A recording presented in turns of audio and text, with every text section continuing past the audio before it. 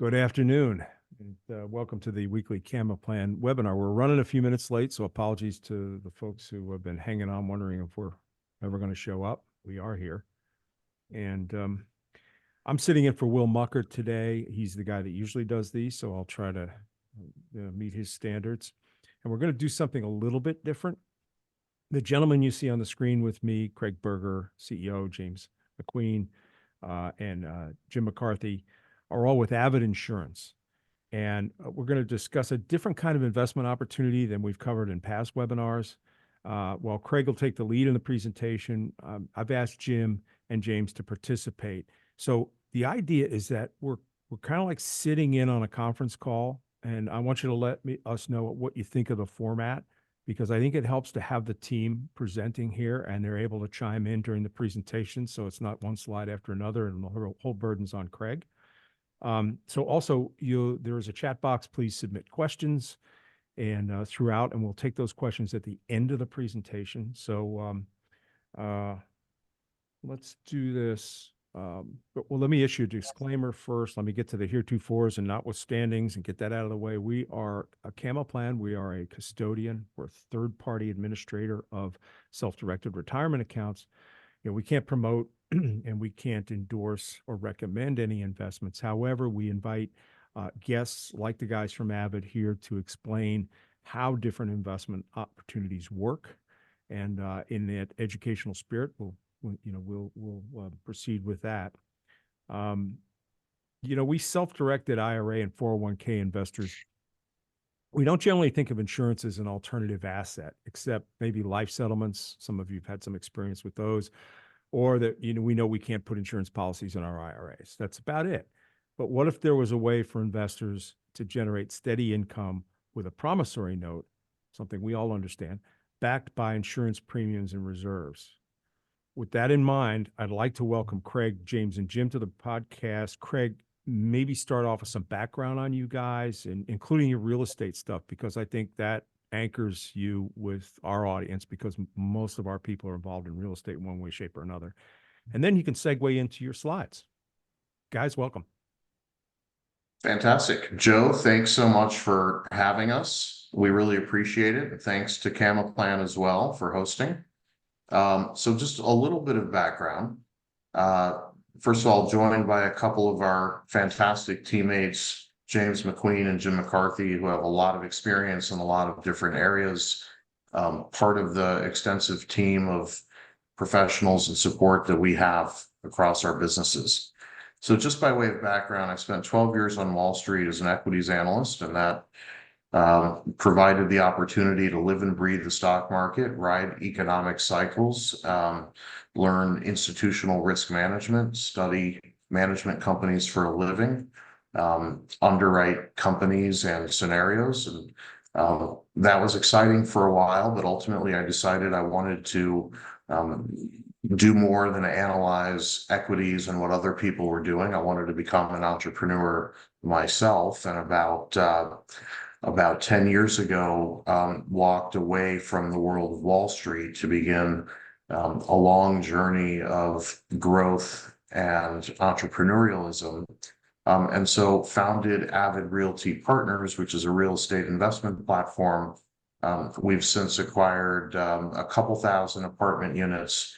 We're scaling quickly now with another 500 units to be acquired over the next few months.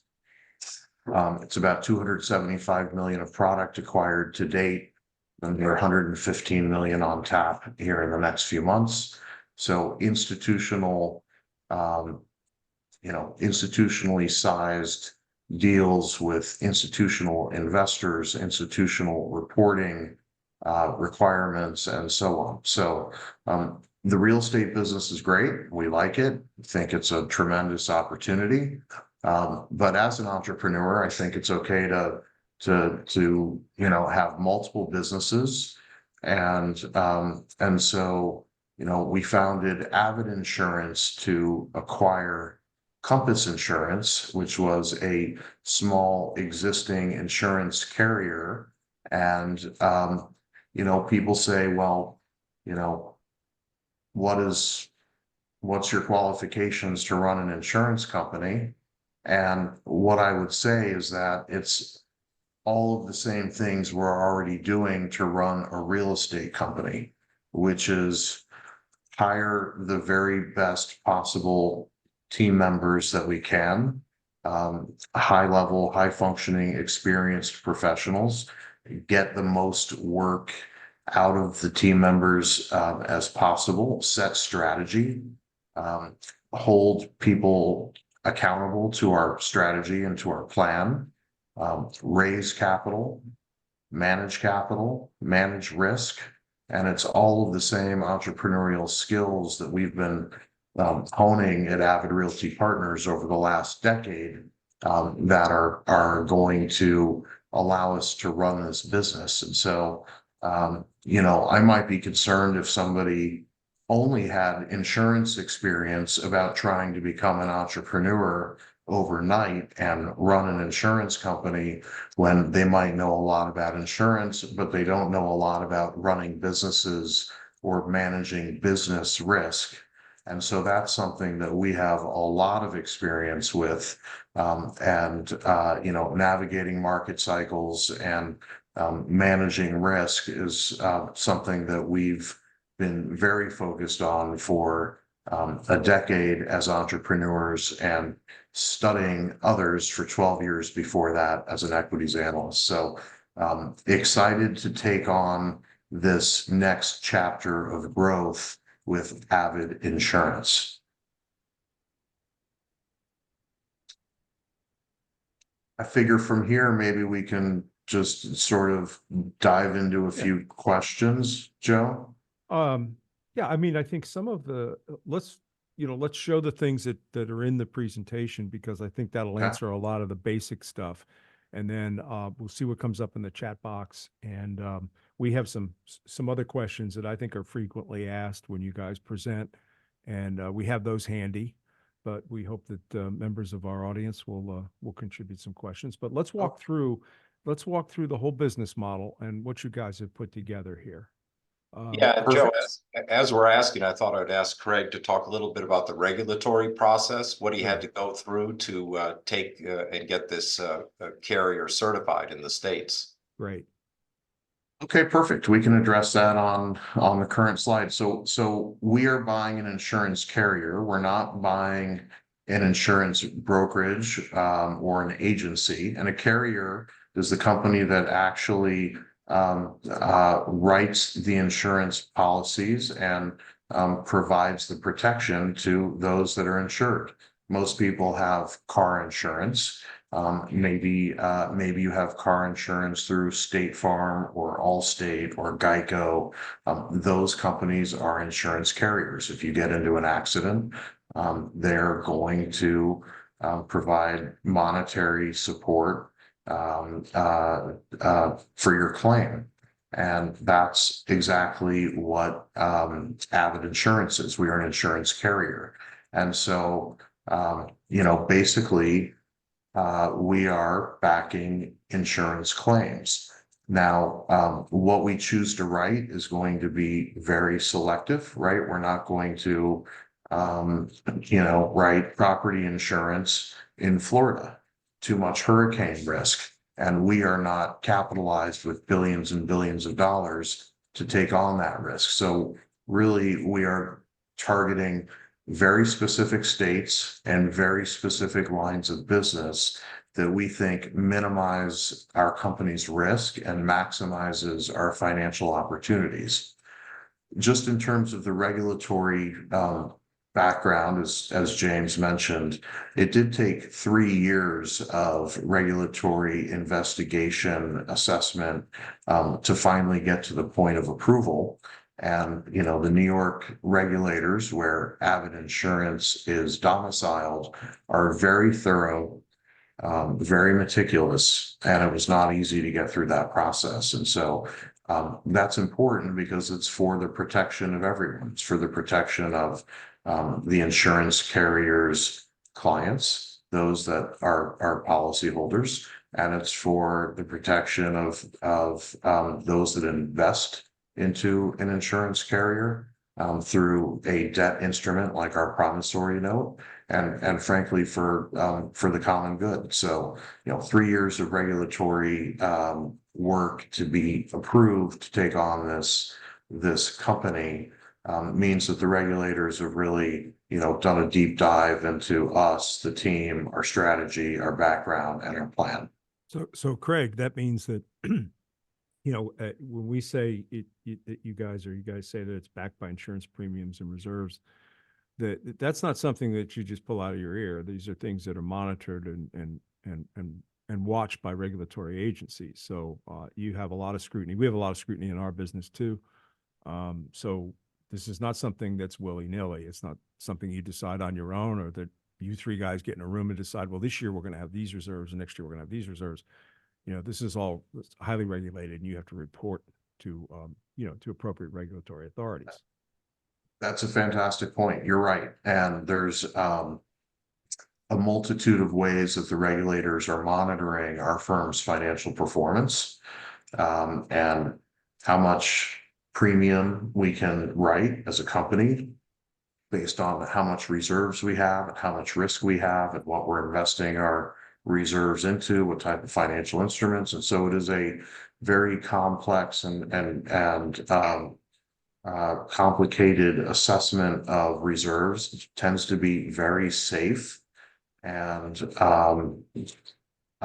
definitely a lot of adult supervision, assessing our reserves on a quarterly basis, audited financials of our carrier on an annual basis, and so a lot of oversight and regulation.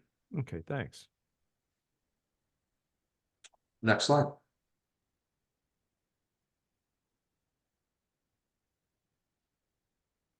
right, so we pretty much covered this, but perfect. So the opportunity overview is that Avid is buying a small legacy carrier called Compass Insurance, and that acquisition closed in early January. So Avid now owns the acquisition company. Compass is currently licensed to write business in 22 states. There's another 4 states that have suspended licenses. And our plan over the next 2 or 3 years is to get licensed in all 50 states.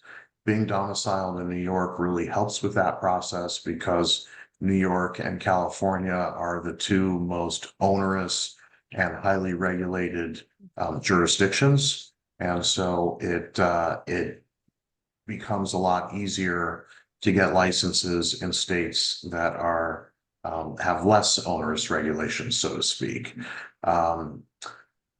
In terms of what did we buy, we bought a small legacy shell, this Compass Insurance acquisition, that had about 4.8 million of cash and 12 legacy claims that totaled about 1.8 million of liability. So technically it's about 3 million of net cash or net surplus.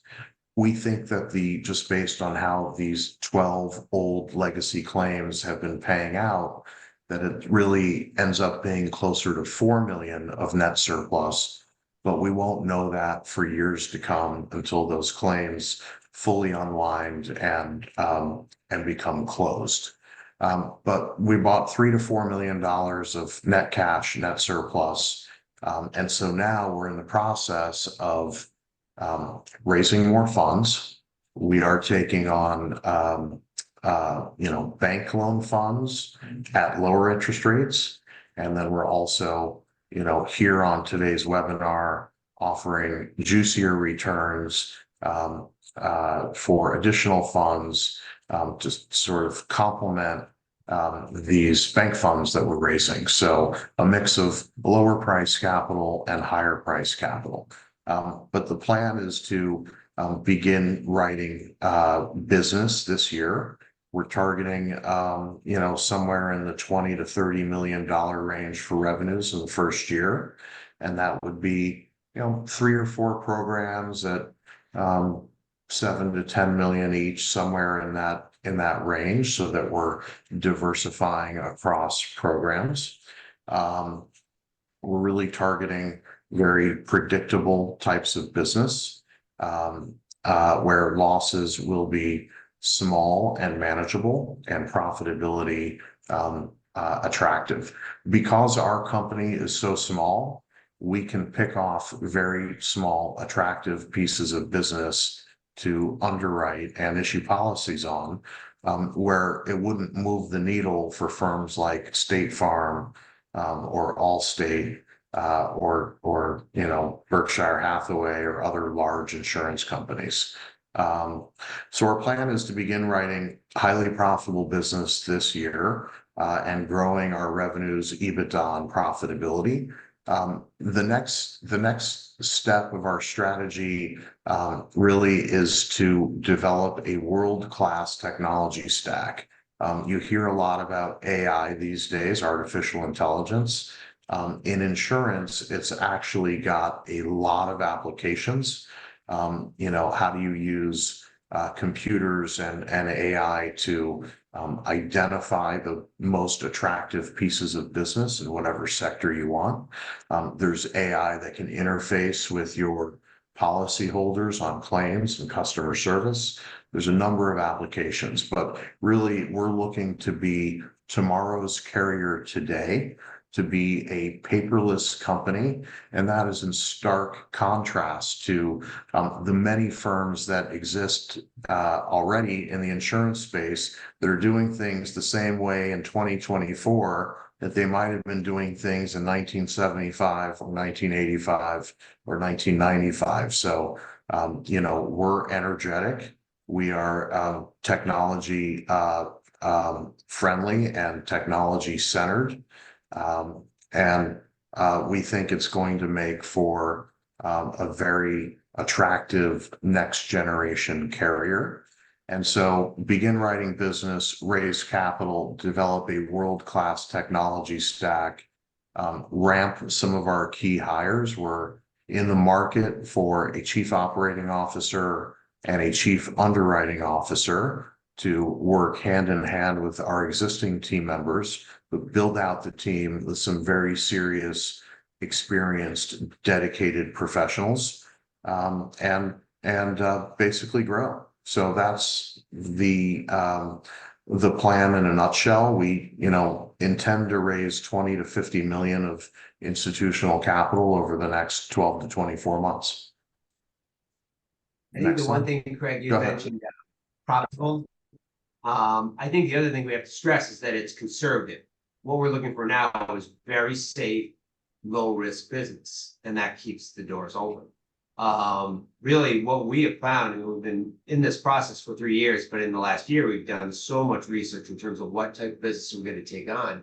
We keep saying, write $30 million. The math behind that is if we raise 10 million, we write 30. So we're doing a 3-to-1 ratio. What we're finding is there's a lot of opportunity. So we've had a lot of people ask us, could you take on more? And it really is as fast as we can raise money. So if we could raise more than 10, I was use that same 3-to-1 ratio. But the key that we keep stressing, and over the last year, we really identified, it's got to be low risk business. So very conservative, low risk business. And we take it a step further. Part of our business plan is reinsurance. So say 25 cents of every dollar that we put out in premiums is going to go to reinsuring, again, reducing the risk. So again, when we talk about today's conversation, is this is an investment. It really is a sound investment, is that we're putting together a business plan. We've got the business knowledge. We'll get to the experience that we're bringing on this team, but we're writing low risk business that will stay. So when you think about the investment you're putting into this, it's good for the next, especially if this investment that you're doing is 2 to 5 years, this business is going to be running for years and years and years based on the foundation that we've built today. And it looks like you're not just acquiring, when you bought Compass, the book of business or the book of policies that existed there. You're actually going to take this and not only acquire new business, use the proceeds for a client acquisition or a new account acquisition or policy acquisition, but you're going to build the company technologically to be positioned for growth. So it's not just a book of business you're acquiring and you're just working it. So. Exactly. And look, we already bought the business, so the funds are not being used to acquire the business. The funds are purely being used to fund our insurance, premium writing ability and capacity. So, And the last, yeah, go ahead, Eric, I'm sorry. no, please. Real quick, it's a clean slate that we are now in a very opportunistic position that we can take on the type of business that we deem best for Avid Insurance. So we've had people pitch us insuring, GL for restaurants or nail salons. So we've had some very unique opportunities that as we've done in this last 12 months road shows, we've circled back up and I never even heard of that type of insurance, but it makes sense. Is that the avenue we want to go down? And it's been fun, but again, it's how we're going to build this business for the next generation. Thank you, Jim and Joe. So on this slide, I'm not going to go through everything here in detail, but if you look at the bottom right, the list of firms that we're working with in various capacities, you see some real industry leaders on this slide. For example, Locklord on the legal side, Merlinos and Associates on the actuarial side, Alan Gray, claims administrator. We're working with others to, pair night to really formulate our detailed strategy and identify areas that are the most attractive today to target. But really, it does take a village. You have to hire and retain the right service providers and again, hold those folks accountable for top flight execution and results. Next slide.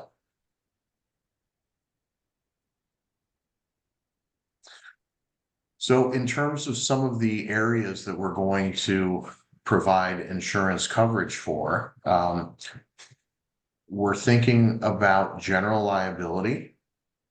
Potentially so general liability means, hey, if you go into a restaurant for lunch and you slip and fall, that, could be considered a general liability claim.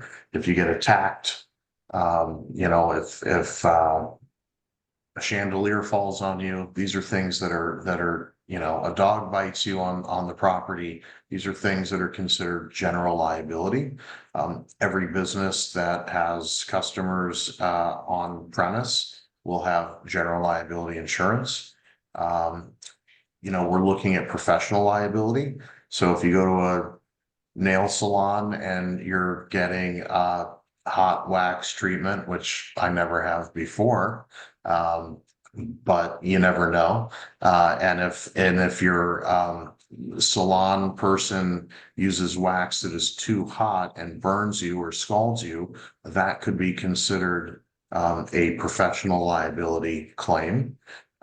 We look to potentially do workers' compensation, right? Every employee that works in the United States is supposed to be covered by a workers' compensation. If they get injured on the job, then that would be a workers' comp claim. Workers' comp can have a longer tail to the claims versus some of the other types of general liability or professional liability that potentially have shorter tails, right? If a worker gets injured in a manufacturing accident and loses a foot, there might be ongoing medical costs associated with that for years or decades to come. So, I think we're cautious about our mix of shorter tail business versus longer tail business.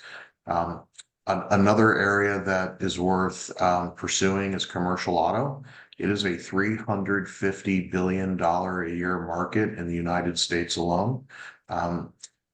We would be targeting particular states and particular segments of the market that we think are most attractive and most profitable.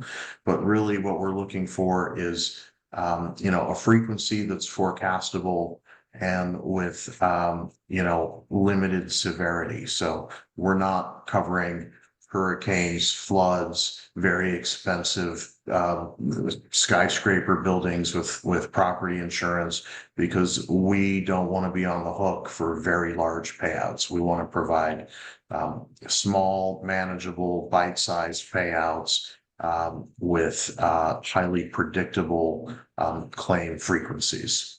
So hopefully that makes sense as a risk management tool. Next slide. Any questions, comments?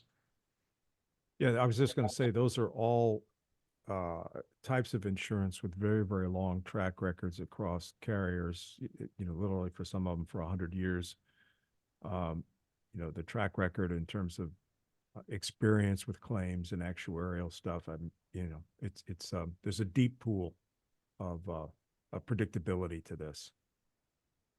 One thing I wanted to mention, which really isn't on the slides right now, but it's important to note, insurance premiums have skyrocketed over the last few years. Anybody that drives a car knows that their premiums have gone up 50, 60, 70%. Same thing with property insurance for your home. Premiums have gone up a lot. And there's, obviously inflation. Inflation has made everything more expensive, so insurance is more expensive.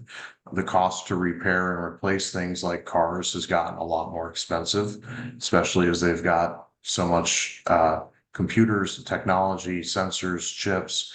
But the point is, we bought a business, Compass Insurance, that has almost no legacy claims at lower prices, and we're entering the market at a time when premiums are high. So unlike other folks that have been in business for a long time, we don't have this anchor around our neck of high claims at yesterday's prices with today's costs. So it's a fantastic time to be entering the business.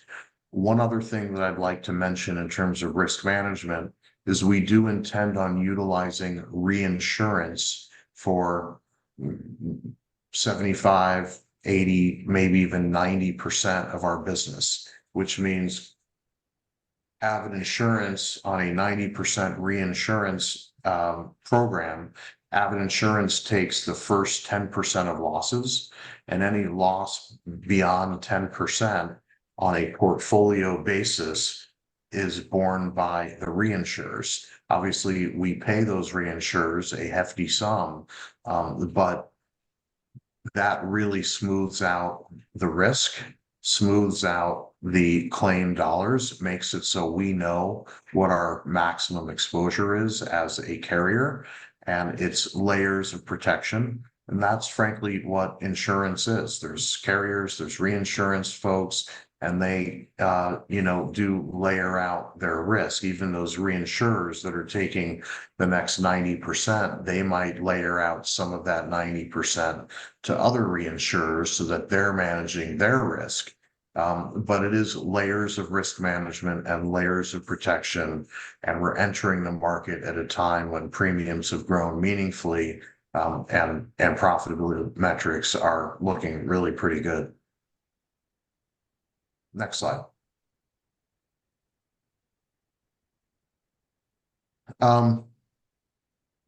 We are projecting to grow pretty meaningfully, and that's because we're starting at such a small place, and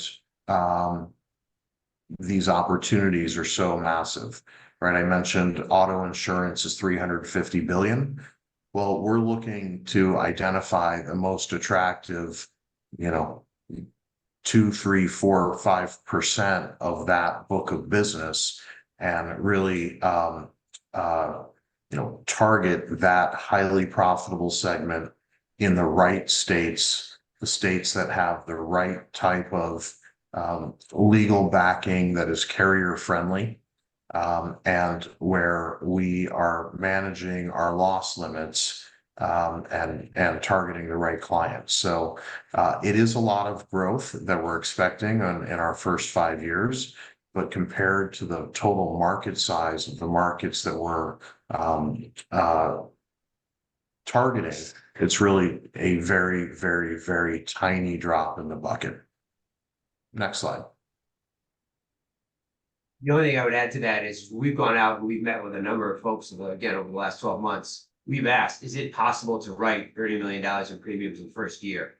Unequivocally. Oh yeah, without a doubt, with your paper, with your track record, with the business you're putting together, that will not be a problem. So it's there, it's just making sure we do it right.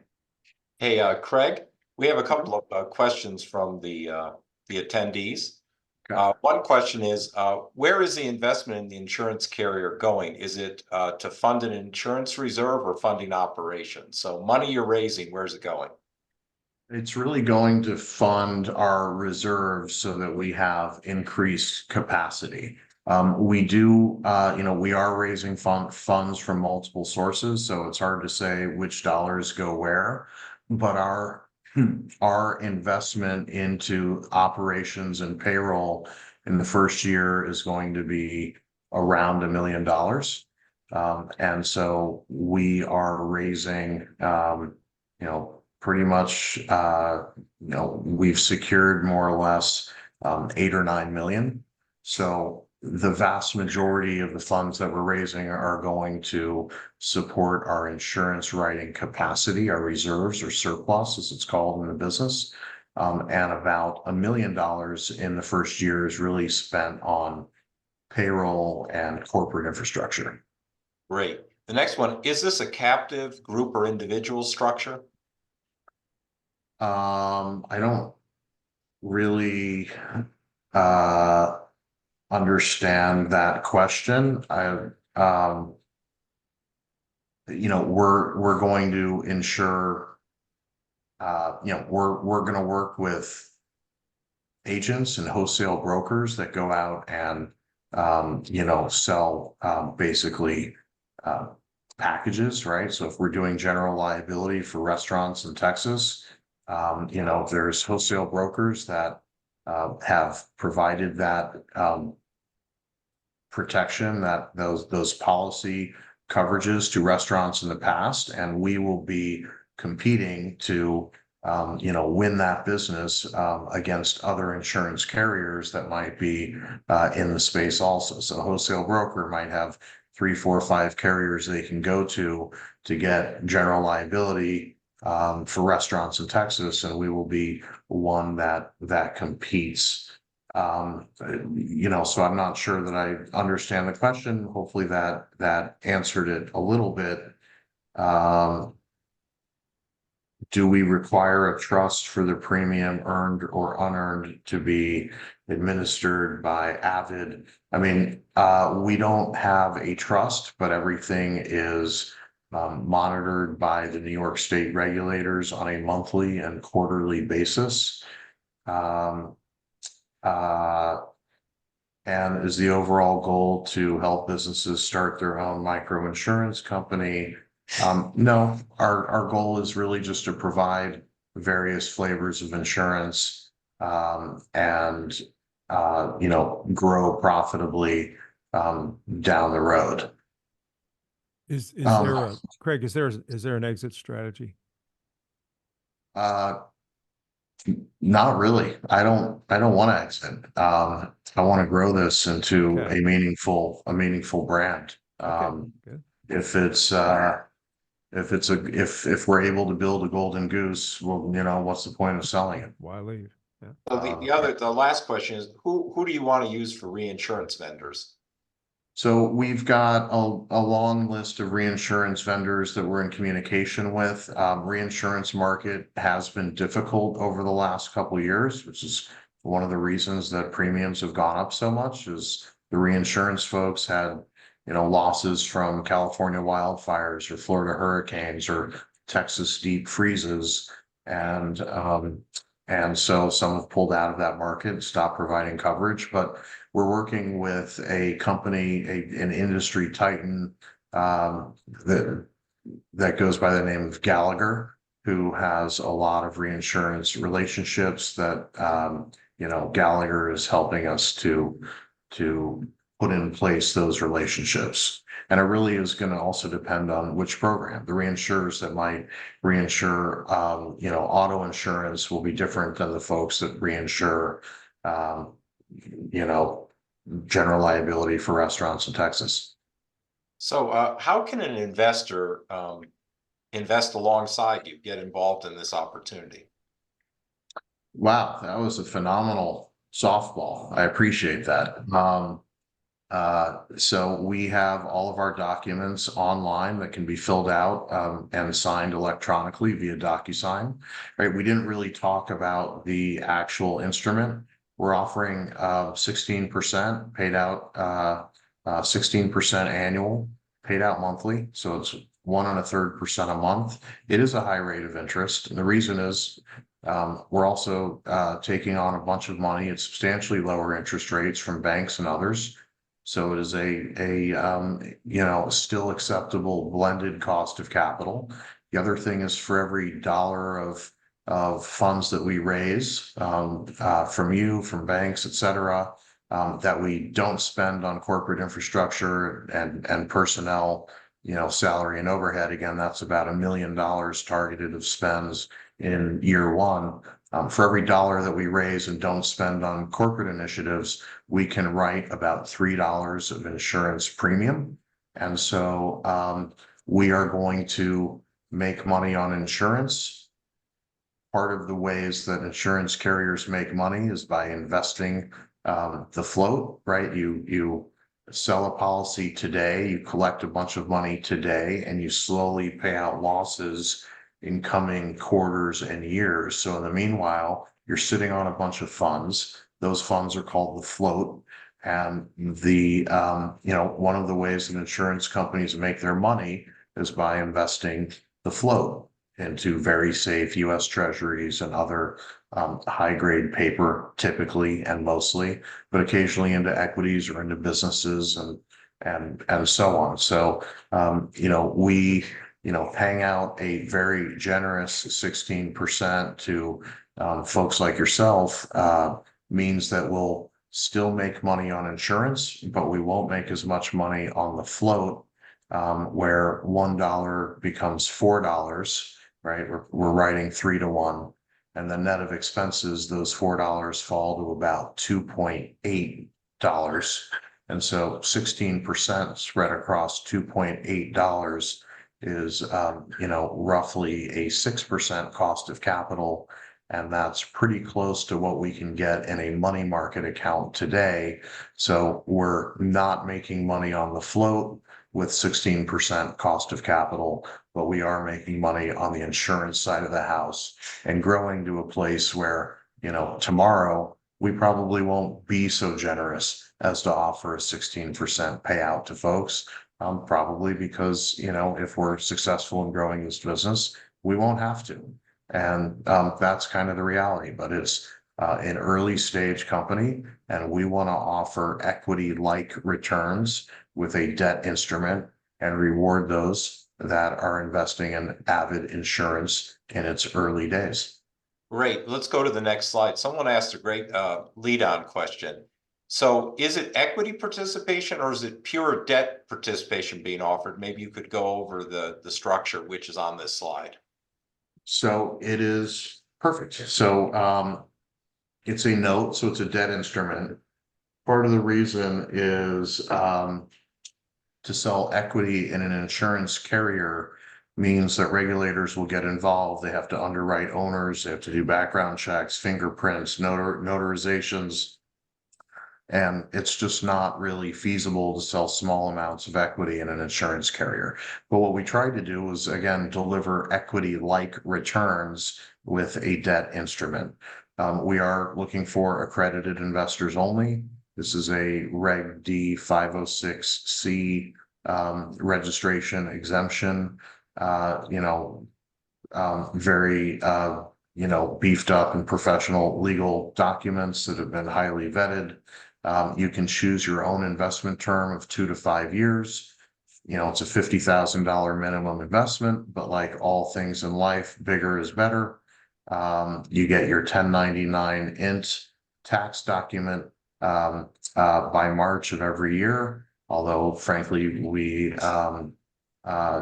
think we can turn them earlier because it's not a complicated return. And really, there's substantial reserves and surplus that's underpinning your investment, right? There is hard cash collateral. Just one other thing I noticed, the stock market's had a huge, huge run. Just really a phenomenal run. A run indicative of a sort of economic soft landing and falling interest rates in the future. It's a great time to sell high and redeploy into something that will continue to deliver very strong returns, current pay income. And, that's why I think this opportunity is really just well timed for those that have significant stock market exposure. And people might want to know, do these notes amortize, and what's your minimum term? Well, the minimum term is 2 years. They don't amortize. We're paying out all 16% interest, current pay monthly. So you get 1.33% monthly, and then you get your money back at the end of the term in full. And that's how we do it. So for folks that are on a fixed income retirement situation, obviously this is a very generous payout. And it's great for those folks. And for folks that don't want to watch the stock market go up and down and deal with that, this is a little less,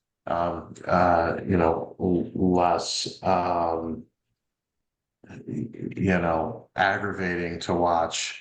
Although the market's gone up and up and up over the last few months, the higher it goes, the more at risk of this up and down, back and forth movement inevitably forms.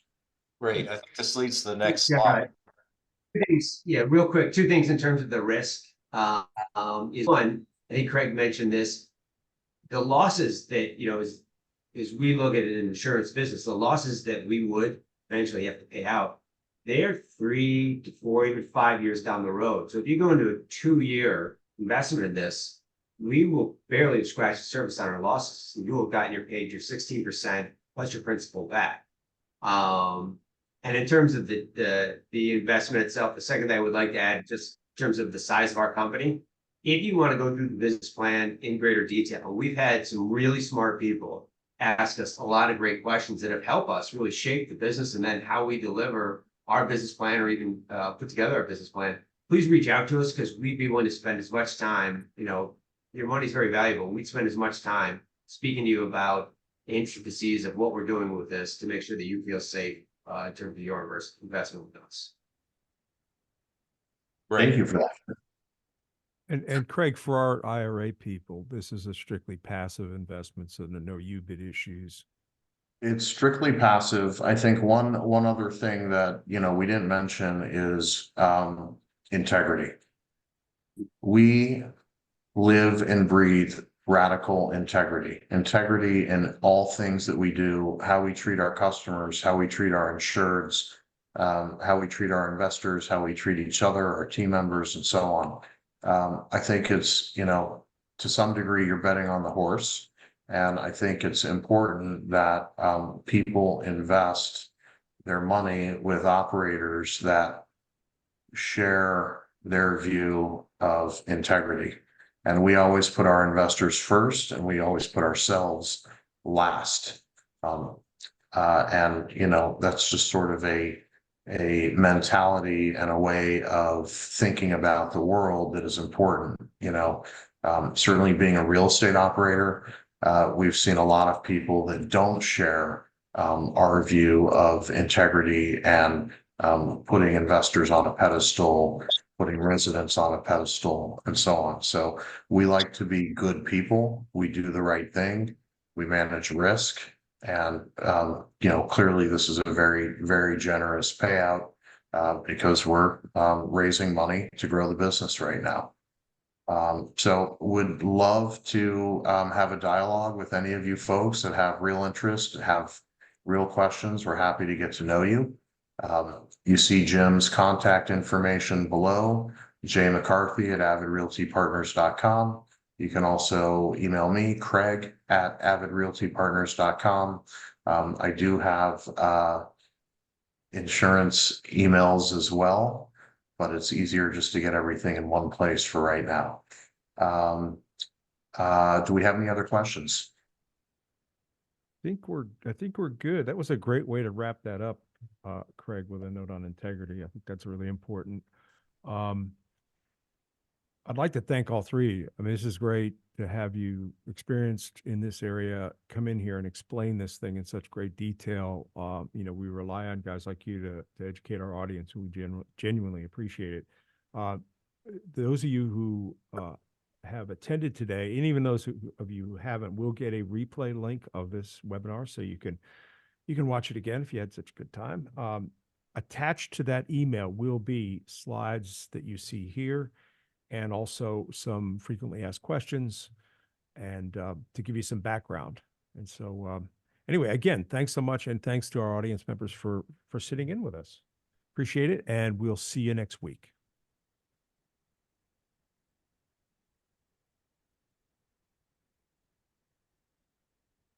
Okay, I think we're good.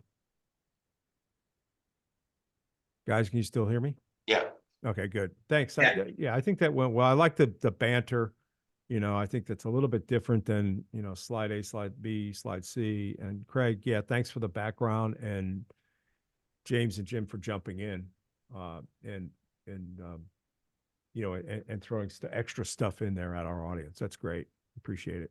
It looked like. Joe, Go ahead. Joe, thank you so much for having us. Really appreciate it. Go ahead, James. Yeah, you're I welcome. was just gonna say, it looked like we peaked at over 30 participants, but I know over 40, 49 or 50 something signed up? It was at 50 this morning. So Okay.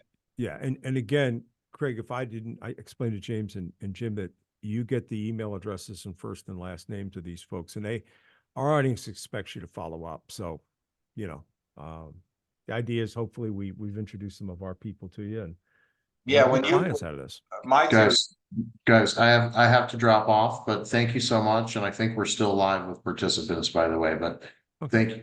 thank you guys so much. And we absolutely will follow up. Joe, thanks again. You're welcome. Take care. James and Jim, thank you as well.